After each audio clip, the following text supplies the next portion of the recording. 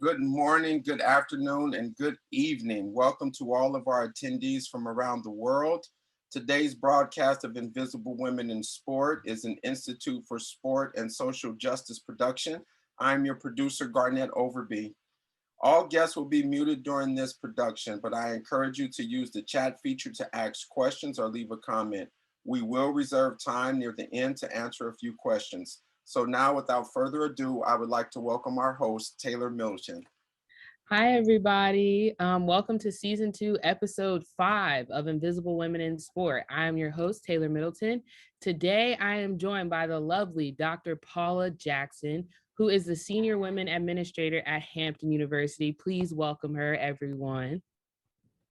Good afternoon, Taylor. How are you? Hello, everyone. I am good. How are you doing today? I'm awesome.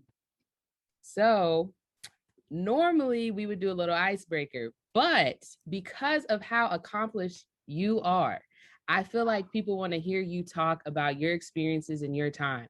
So I just want to jump right into it today because I would love to hear from you, and I'm sure all the guests today would as well.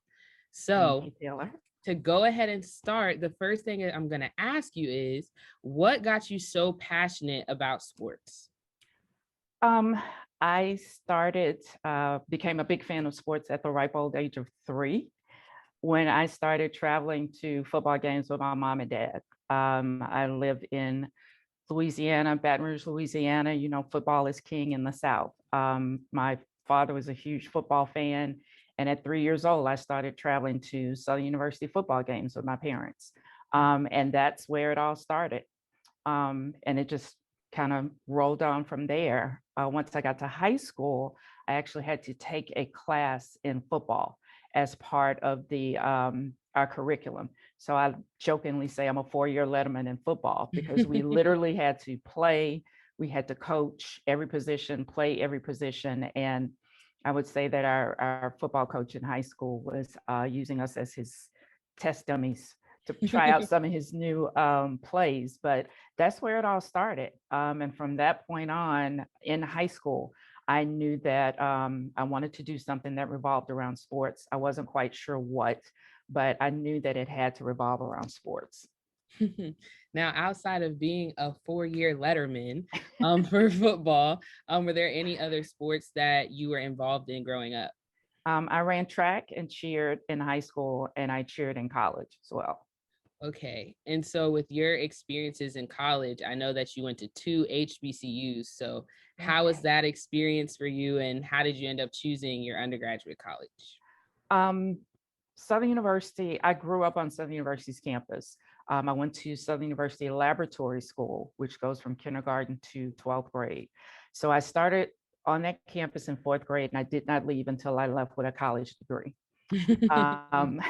Love my HBCUs, but it was not my first choice because I had been on the campus so long and kind of ended up there by default. I was going to the University of Houston.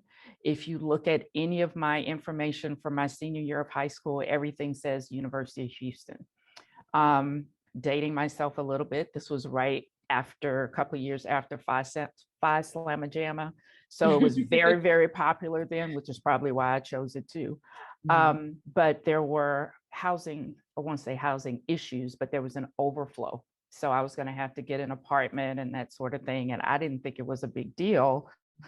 My parents did at 17 years old. So they said, go on campus right here. My dorm and home at Southern University were exactly 1 mile apart.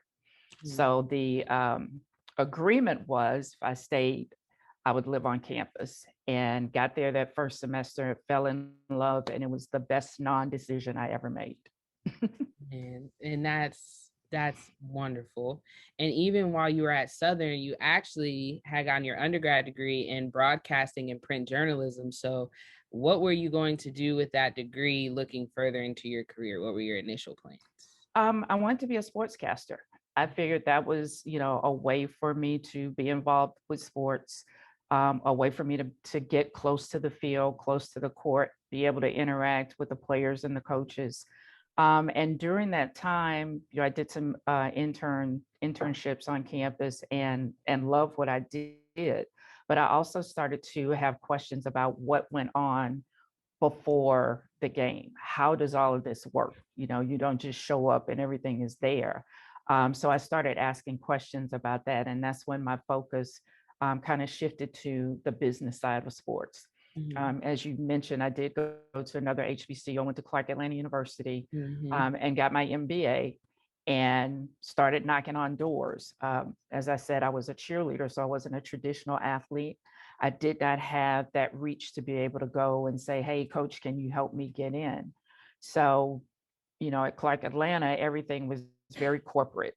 Um, you know, I interned with American Express. And even while I was there, the first thing I said was, do you ever sponsor any sporting events? Yeah. Do you ever have any interaction with any sports team? Because I was still trying to, you know, get into that realm. Mhm. When I graduated from Clark, um, I just started knocking on doors. I worked in corporate America.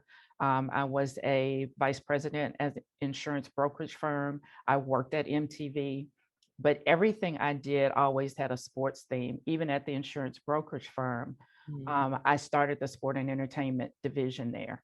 Okay. And our first big client was Evander Holyfield when he built that compound right outside of Atlanta.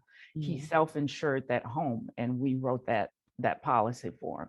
So yeah, everything always had something to do with sports. So I always kept my hand on it. And then I started my company, Sports in Focus. So I would do special events, marketing. I did marketing for, at that time, it was the State Farm Bayou Classic. And I worked with State Farm as their marketing consultant for the Bayou Classic. Mhm. So, you know, just kept plugging away, kept volunteering, knocking on doors, and eventually I got that break. I did 5 seasons with the Atlanta Falcons and started with Clark Atlanta, and we've been rolling ever since. I know when we had talked the other day, you were saying how it was pretty difficult, as much as there was like a big support system at Clark Atlanta, it was a little bit harder to kind of get your foot in the door with sports. So could you talk a little bit just about some of the obstacles and the difficulties going from grad school to try to kind of get into that athletic realm for administration? Um, well, as I said, a lot of the schools that came, a lot of the companies that would come to the school to interview and recruit were looking for those corporate people.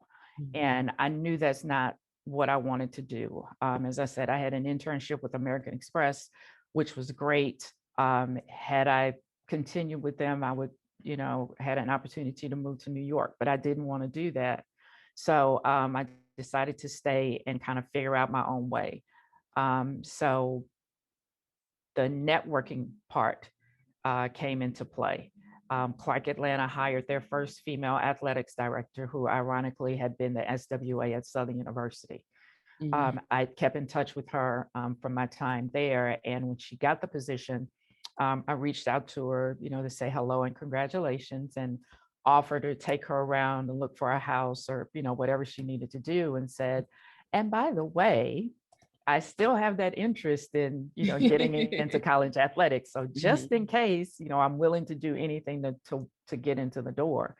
And you know, a couple of months later, she called and said, you know, I have something for you. And I always tell people, be careful what you ask for. When I actually got ready to leave Clark Atlanta, I hand wrote everything that I had done, trying to update my resume. I had 5 pages back and front, Oh. and I had literally touched every facet of college athletics in that 3 to 4 year span that I had been there. When I went to her and said I wanted to learn, she said, okay, here you go do it. Figure it out. If you got a question, let me know. So, you know, I initially shared an office with our sports information director. So I helped with sports information. Within the first year, I was running game day for football, basketball, and well, pretty much everything. I was negotiating contracts, just, you know, the whole gamut. I was the travel coordinator, you name it, I did it. Man, I know, like, from experience, I did a marketing internship in undergrad, but it was kind of one where I kind of had to come whenever I was free because of track, and I would do game day for football. and we would be there so early in the morning setting up these like big bouncy houses and like all this stuff for fan engagement.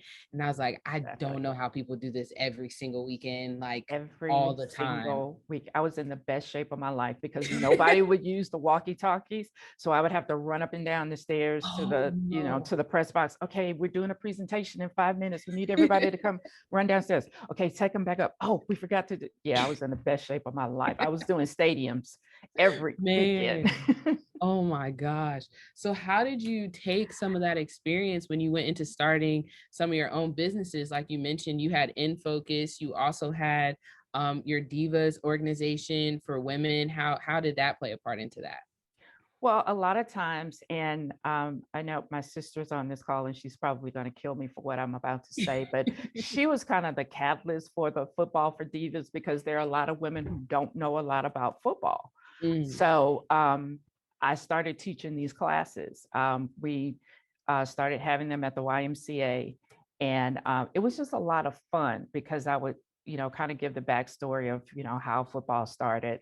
But then I would make everybody get up, kind of like what I did in high school. Everybody had to get up and play. You're going to be quarterback, and then we're going to switch, and you're going to be center, and you're going to be a tackle. And it gave them a better understanding of what happened. So when they would go to a football game, they weren't just sitting there like, okay, what just happened? You don't have to ask those questions now. You really understand what's going on. So that was really the catalyst behind Football for Divas. And with Sports in Focus, it was just the events and trying to stay in touch with the larger events and making sure that I was constantly networking. Now, outside of that, you also have held just many positions, being assistant athletic director, compliance, an SWA, Title IX coordinator. The list goes on and on and on. So being that you did get thrown into a lot of those roles, like what did you learn the most, or would say were your biggest lessons while being in those different positions? I think for me, I enjoyed kind of being thrown into the fire because it gave me an opportunity to learn. It was that sink or swim mentality. And a lot of times you're in situations where that's it. You just have to sink or swim. You have a lot of guidance, but then again, you don't, because what I learned at Hampton is different from what I learned at Mississippi Valley because the institutions are different. But you can take a little bit from every place that you've been just to kind of mold and shape your own style, put your own stamp on whatever the assignment or responsibility is. And it helped me to be versatile. My background is very diverse.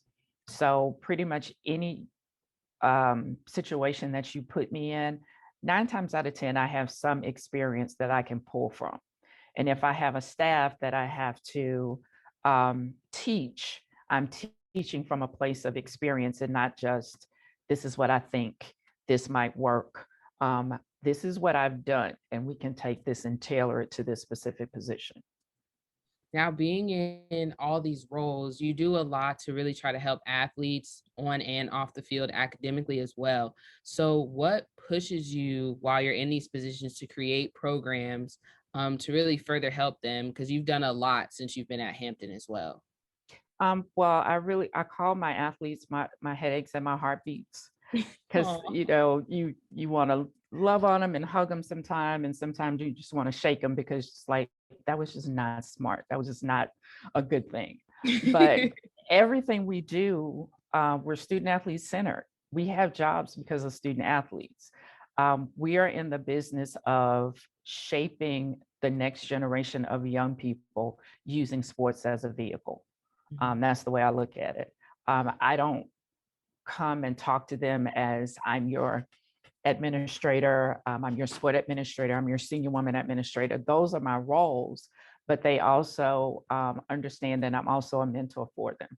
If it's something that they want to talk about, they need just a place to vent, whatever the case may be, they can do that. And I develop true and genuine relationships with them because I am really, I really want to see them develop and grow. And I think that they really get and understand that, that's really what I'm doing. It's not just about, of course, we're in sports and everybody wants to win. We want to win championships, but I Mhm. want to see them be great people as well. Okay. And then even with that, you have worked at a lot of HBCUs. Did you going to HBCUs for undergrad have any influence on those decisions at all to work there? No, it kind of just happened that way. Mhm. As I said, I got my start at Clark Atlanta, and my next institution after that was Morehead State University, which is as far from HBCU as you can get. I mean, I went from Atlanta to rural Kentucky, Ooh. and it was different, but it was a good experience because it was a different environment for me, and it showed me that I can do well, I can thrive anywhere. Mhm. Because at the end of the day, it's still all about the student athletes. Mhm. It was so, and I'll tell a quick story about when I first got there. You move to a new place and you're, setting up your bank accounts and all of that. And I went in, I was talking to the lady and she said, "Oh, welcome to Morehead. We read the story about you." And I'm thinking, that's really great. Everybody reads the school newspaper. She's like, "No, you were on the front page of the whatever the name of the newspaper was at the time." I was like, "Are you kidding me? It must have been a really slow news day." But I was on the front of the paper. This paper Mhm. ran like 2 or 3 times a week. Mhm. So really small town.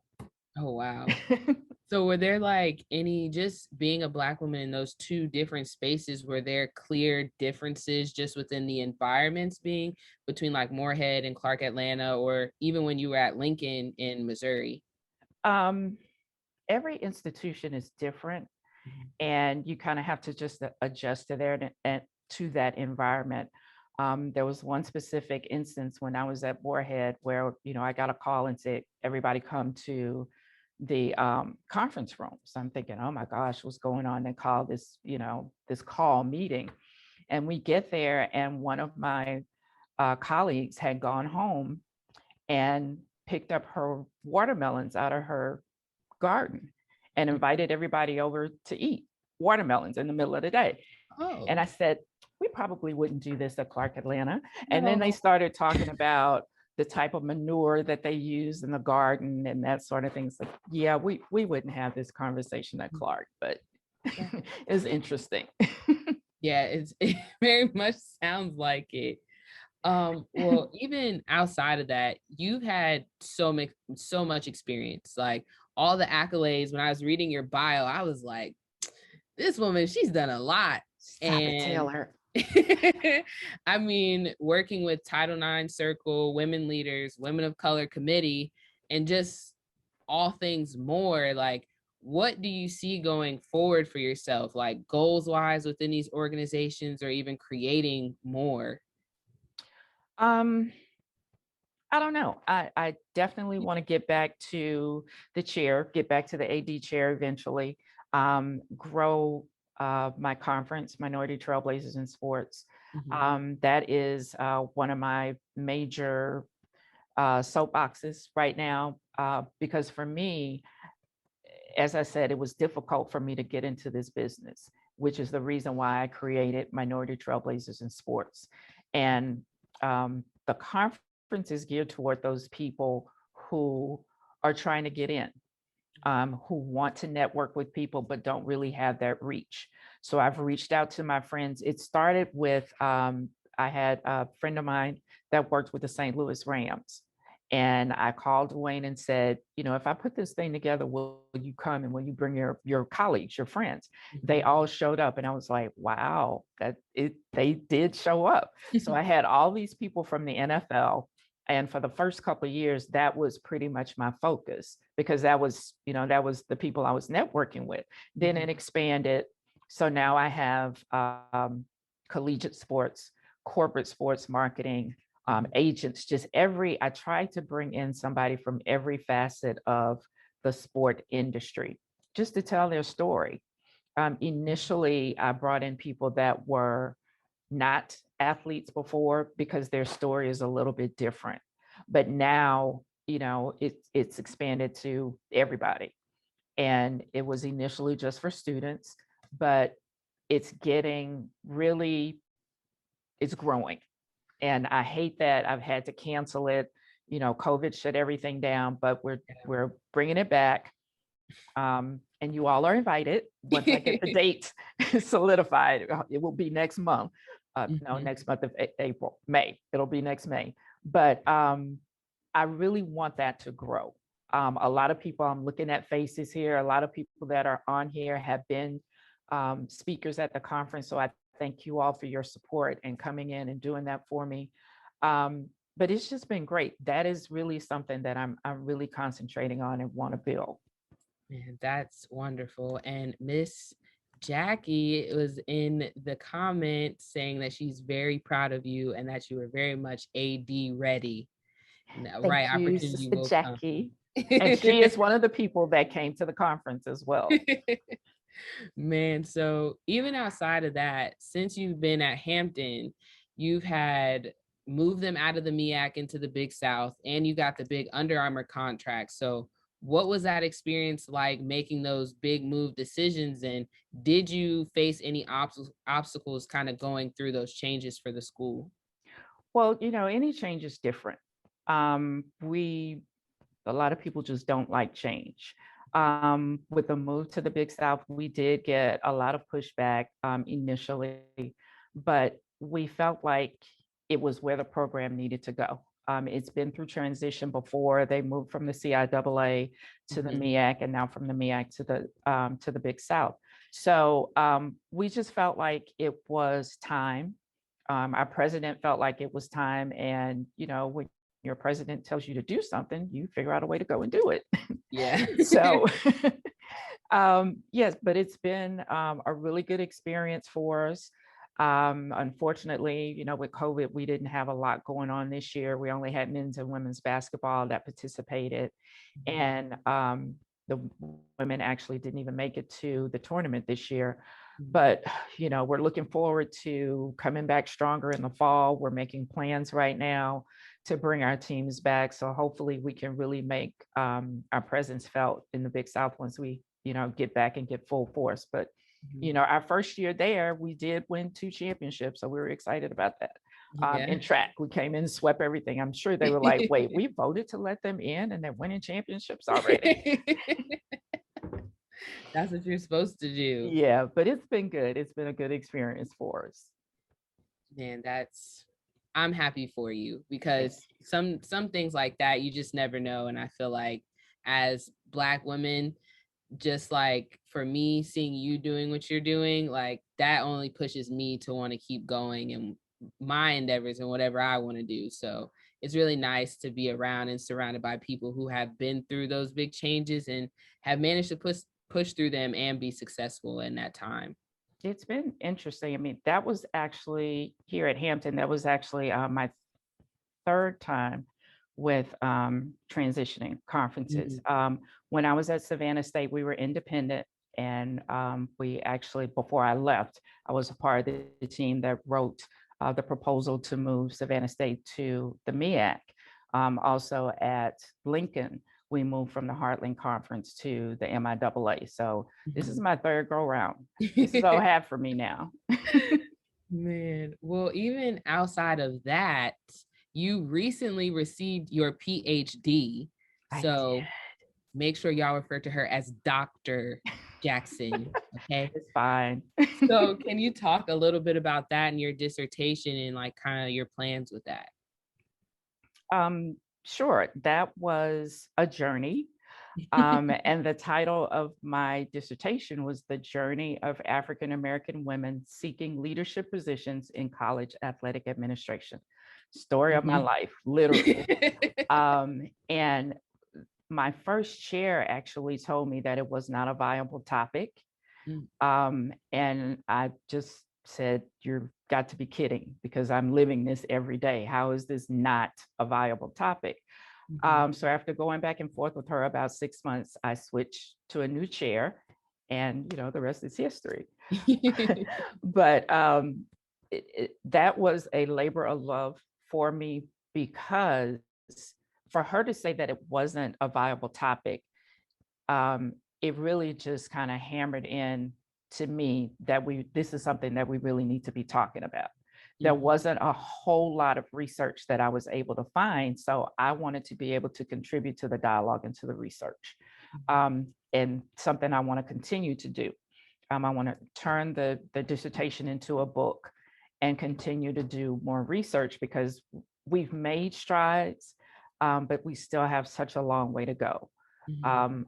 Unfortunately, African American women are at the bottom of the totem pole, and we have the numbers to show it.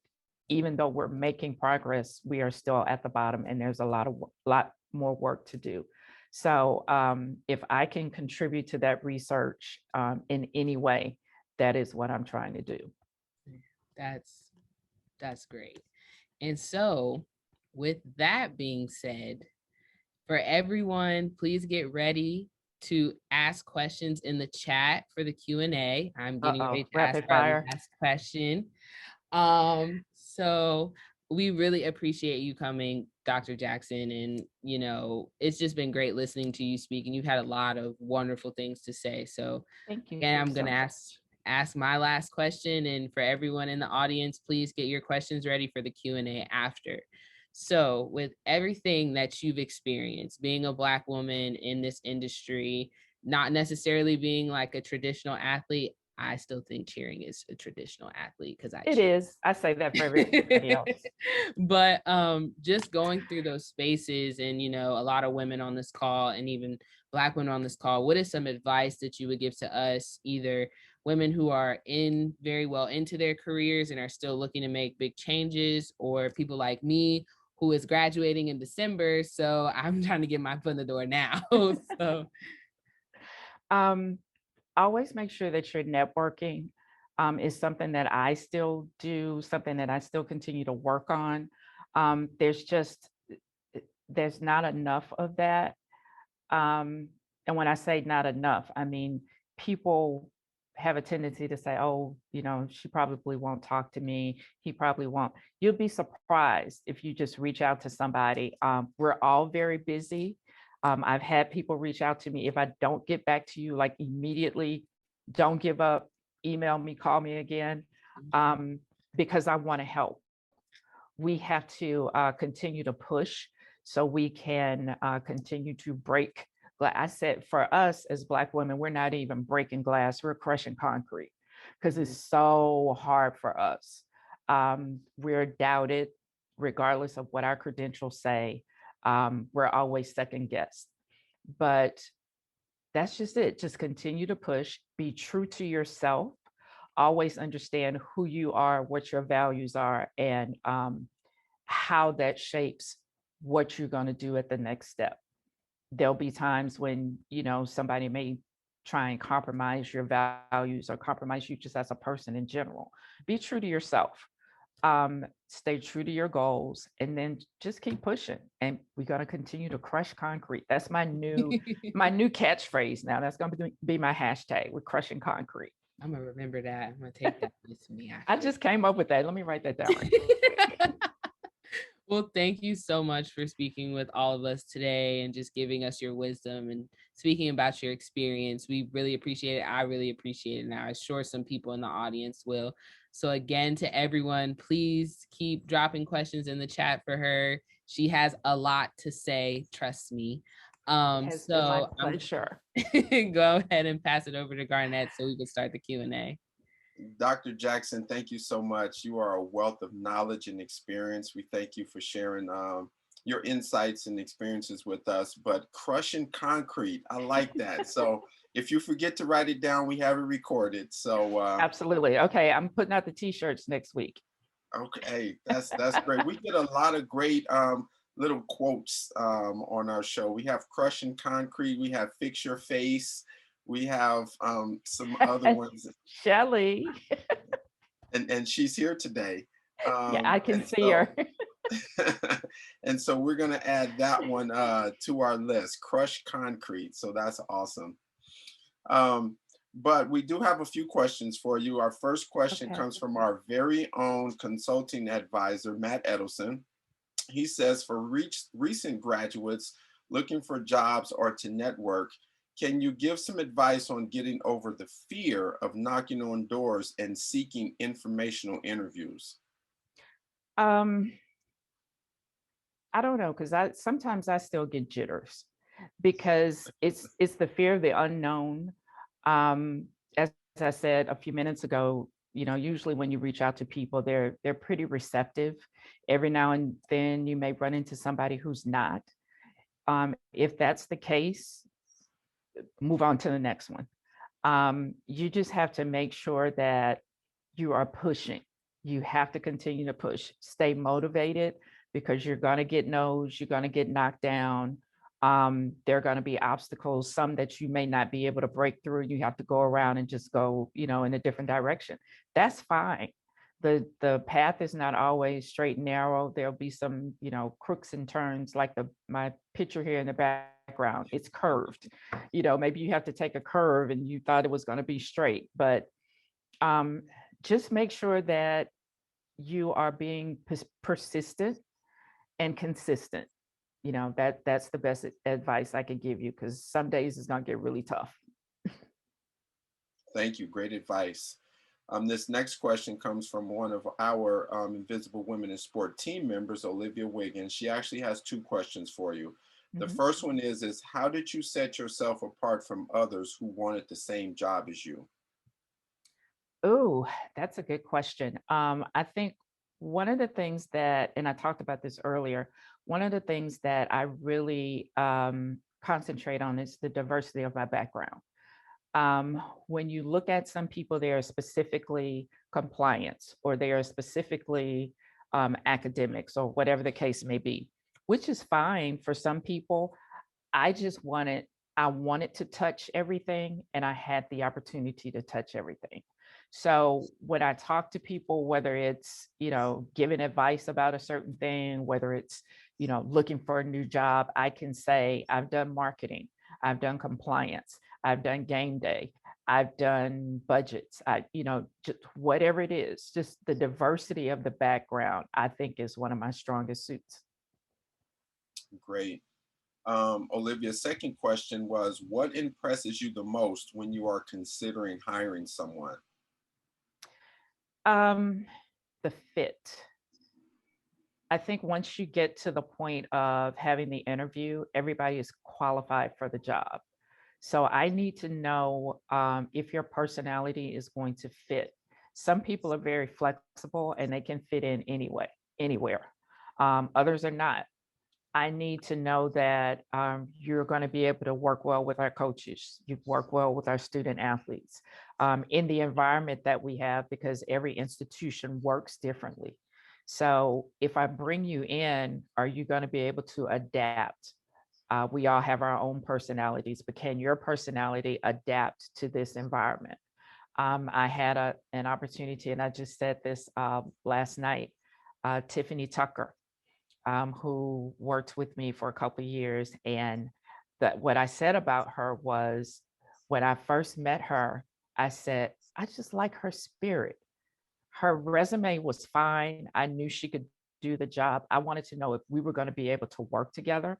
Not only could we work together, I mean, she's my sis. You know, we call each other our sisters. She's one of my sisters now, because I just felt that she had a good spirit. Some people are going to come in and they're just going to be very stringent. I'm going to do my job and I'm going to leave. And that's fine in some environments. I'd like to, you kind of see my personality. I like to interact with people. And that works for me. May not work for somebody else, but that's what works for me. Great advice. Thank you for that. Mhm. This question comes from L. Hilton. And L is asking, has there been a time when you mishandled an interaction with an athlete? If so, how did you work to rebuild that relationship? Oh, that's a good question. I don't know if I mishandle. There may have been opportunities where I had to tell them something that they didn't want to hear, and they got upset about that, especially sitting in a compliance chair. There are times when, unfortunately, you have to pull people off the track or pull people off the field for whatever reason. Um, and those are difficult times. But I've built strong enough relationships with my student athletes where they know if I have to tell them no for something, I have worked and gone as far as I can to get to a yes. So if I have a no, that means that I have exhausted every other avenue. But even, in doing that, when you have to give somebody bad news, it's just, they're going to be upset. There have been times when that has happened, and you have to give them an opportunity to cool off, and then maybe come back. And I do the same thing with coaches, come back later and say, do you understand what happened? They may or may not. You try to explain it, and then you agree to disagree. I'm not one to really dwell on things. We do what we have to do, we say what we have to say, and then we move on. That's it. That's awesome advice, because I think that cool down period is oftentimes overlooked. So thank you for reminding us of that. Sometimes I will tell my boss, I'll be right back. I need to go walk around the building, and I'll come back. Mhm. And that's very necessary. So thank you for reminding us of that. This question comes from our blog writer, Kennedy Collins. And Kennedy asks, throughout your entire journey, what has been your favorite memory? My favorite memory, winning 2 national championships. That was easy. I was at Lincoln University, the AD there, and for this small HBCU to come in and dominate it was women's track, to come in and dominate that as a matter of fact, I still have on, I wear the ring every day. We scored, I have it on the ring, 100.5 points. The next closest competitor scored 49. We dominated that track meet. And I still get excited about it now, because it's like, okay, it's a little small HBCU. Okay, yeah.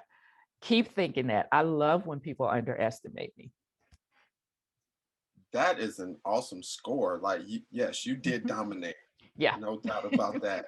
The next question comes from another one of our GAs, Larissa Campalo, and she asks, what advice would you give to your younger self? Probably to start earlier and to trust myself. Coming out of undergrad and grad school, I knew what I wanted to do, but I let some people kind of push me in a different direction. So just being more trusting of myself and following my dream from day one. Awesome. Thank you for that. And our last question from the audience comes from our very own Jackie McWilliams. And her question is very simple. She says, what is your dream position? Oh, Jackie. I don't know. I know I want to be back in the AD chair. So I guess it would be what would be my dream institution? And I really don't know. That's a hard one for me. I struggle with, what division? Do I stay HBCU? Do I move to a predominant institution? But I think at the end of the day, being back in the chair so I can have an impact on student athletes, and being able to showcase my impact on the student athletes. Thank you so much for all of your answers today. We appreciate it. Absolutely. 1,000 times over. So thank you again, and thank you to everyone in the audience who asked questions and came and spoke to us today. Absolutely. This has been so much fun. We had a great time. You guys just don't even know the backstory. We've had so much fun this week. But thank you all. And thanks for everybody who tuned in to listen to me tell my story. It's been a lot of fun. Of course. So with that, we're going to start with one of our guests that we had on January 28th, Sable Lee, has recently taken a new job at the NCAA as Assistant Director of Leadership Development. And that was a position she was kind of looking to get. So we were really happy for her. So we just wanted to give a nice little quick shout out about that. Congratulations. Hey, oh, everybody's speaking now. Hey guys, hey. Tune in April 8th at 2 p.m. for episode 6. I will be speaking with Crystal Peterson, the character formations coordinator at Baylor University. And also please follow us on all social media platforms at Institute SSJ. Thank you for your support for Invisible Women in Sport. We are a nonprofit organization with our programs that impact various social justice issues. Please use the QR code to support us with a nice financial gift as we continue to change lives through the power of sport. Thank you to our guest, Dr. Paula Jackson, for being with us today, our producer, Garnett L. Overby III, our advising consultant, Matt Edelson, our graduate assistants, Larissa Campello and Olivia Wiggins, and our blog writer, Kennedy Collins. Again, special thank you to everyone in all the organizations that support us. We want you to keep coming back and keep being there for us. Again, if you missed an episode, we are on Google Play, Apple Podcasts, and Spotify. And again, please follow us on all social media platforms to stay up to date and informed about our future programs at Institute SSJ. Again, viewers, we're going to need your feedback to make Invisible Women in Sport the best it can be. Following today's episode, you will receive a short survey. Please complete it and submit it to us. And again, like in our previous episodes, we have had a lot of inquiries about if we have any connections to internships. If any of our supporters or members have internships available, please send your information to our producer, Garnett Overby, at goverby@ucf.edu so we can send it out to people reaching out to us. And again, please stay tuned for April 8th at 2 p.m. for episode 6 with Crystal Peterson.